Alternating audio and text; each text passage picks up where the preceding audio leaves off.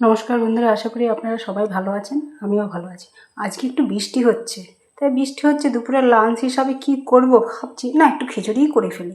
তাই করে ফেললাম একটু গোবিন্দভোগ চাল মুগ ডাল দিয়ে একটু খিচুড়ি করে ফেললাম।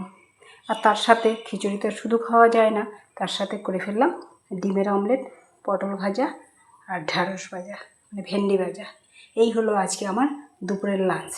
চলুন এবার খাওয়া যাক। খাচ্ছি। খিচুড়িটা কেমন হয়েছে দেখে কমেন্ট কিন্তু করবেন। কমেন্ট করতে কিন্তু ভুলবেন না। প্লিজ প্লিজ প্লিজ কমেন্ট করবেন। বন্ধুরা, আজকে দুপুরের লাঞ্চ হিসাবে তৈরি করে ফেললাম মুগ ডাল গোবিন্দভোগ চাল দিয়ে খিচুড়ি। বৃষ্টি হচ্ছে তো, তাই মনে হলো যেন একটু খিচুড়ি খাই। তার সাথে ডিমের অমলেট, ঢেঁড়স ভাজা, পটল ভাজা।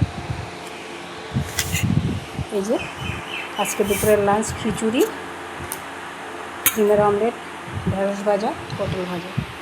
এই হলো আজকে আমার দুপুরের খাবার। চলুন এখন খাওয়া যাক। দুপুর তো হয়েই গেছে, খিদেও পেয়ে গেছে, খাওয়া আরম্ভ করি। চলুন।